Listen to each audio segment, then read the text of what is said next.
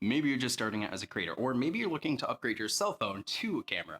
Maybe you've already purchased the Canon EOS M50 and you're just frustrated with the problems you're running into it. I could go on all day about the maybes, but we would never start the video. So instead of that, I'm just gonna skip ahead just a little bit. If you guys are curious, I'm gonna leave a link down below in the description for each of the equipment that I talk about in this video.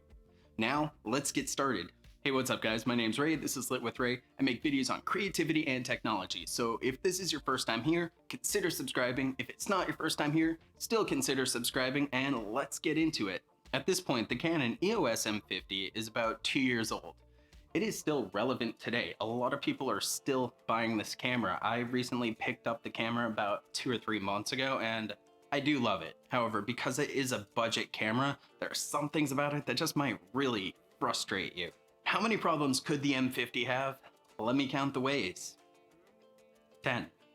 There's 10 ways. So first on this list is cropping.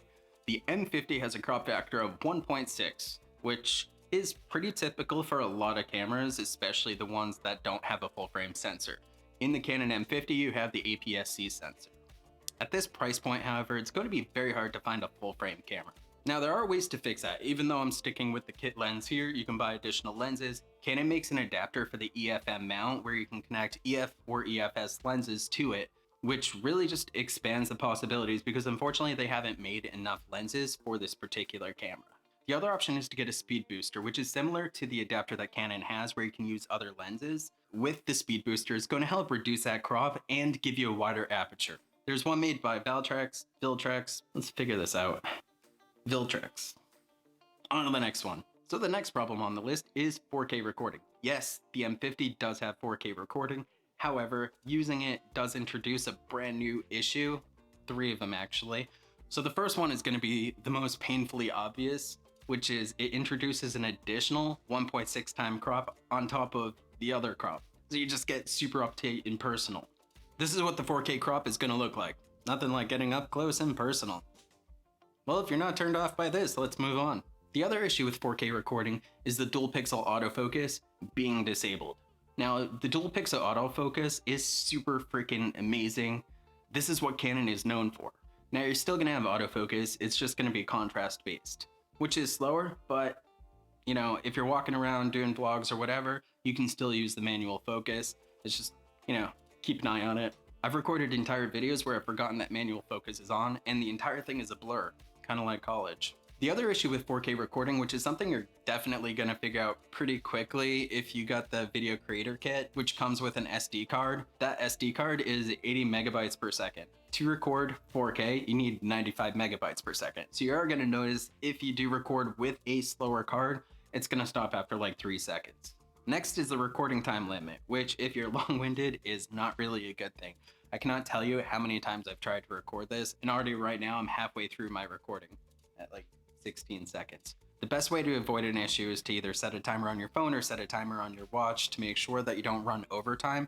But more importantly, make sure that you're organized with your notes and you know what you're going to be talking about. Those multiple takes do eat up time. It is what it is. You just got to deal with it and move on, like we're going to do right now. So if you guys are getting value out of this right now, go ahead and smash that like button for me. Let me know down in the comments below that you've made it this far, and now let's go on to the next one. Now the most frustrating part, which took me about a week and a half to try and figure out what the hell was going on, is this ticking. What is this ticking? What's that sound?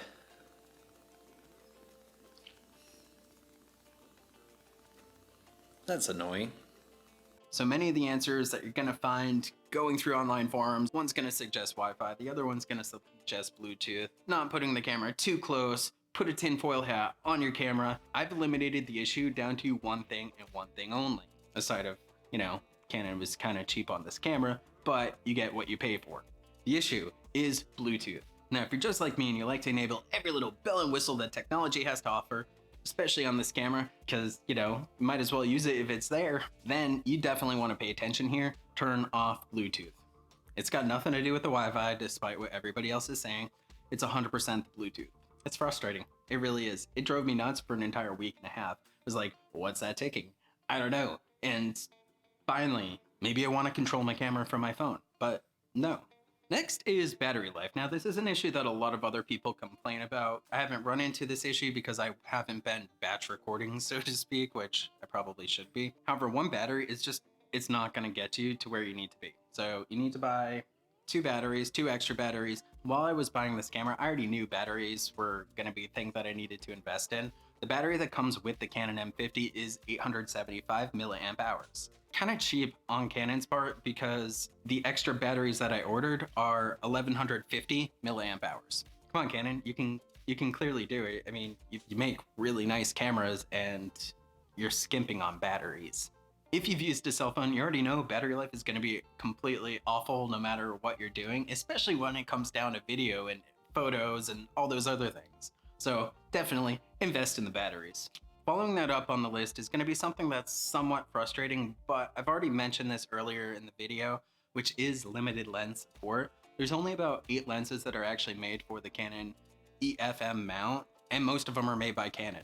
So the solution, as I mentioned before, is to buy a Canon adapter. It'll fit on between the lens and the body, and it'll allow you to connect other types of lenses like EF and EFS lenses. This is going to open up your world and blow your mind as to how many lenses you can actually put on this camera, which ends up making the investment so much better. So like I said too, you can use a speed booster on there, which is just going to better that crop. It's going to let you use other lenses, and it's going to open up that aperture. Final thing on this list, which you might or might not care about, if you're a control freak like me, then you're definitely going to care about this, especially if you want to fine tune every little detail, you want to do color grading, you want to do the whole 9 yards. There's no C-Log support. Canon skimped out on this camera, which I don't understand. From what I've seen online, Canon has a really bad habit of crippling their devices. Unfortunately, unlike other Canon cameras, where you can use a third-party hack, which is similar to jailbreaking your iPhone, called Magic Lantern, it just doesn't work with this camera. So there is a workaround to this issue. It's not perfect, but it's still something that's going to get you in the ballpark. The first one is to use the neutral color profile on your camera. You're going to want to turn down your contrast, your saturation, and your sharpening, and it's going to help create more of a flatter profile, which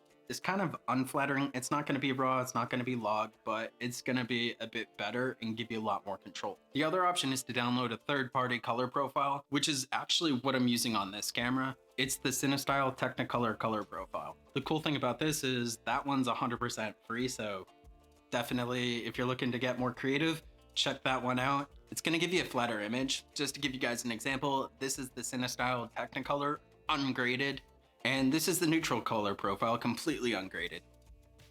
And just as a reference, this is Canon's portrait profile. So quick question for you guys, what camera are you currently using? Do you have the M50? Are you looking into the M50? Are you on the fence? Did I push you off the fence? You know, because I'm a jerk like that. Let me know down in the comments below. As I talked about at the beginning, if you guys are curious about the equipment that I talked about in this video, check out the links that I left for you in the description. If you guys like this video, smash that like button for me. Don't forget to hit subscribe. And before you leave, check out some of the videos over here. Until next time, I'll catch you guys later.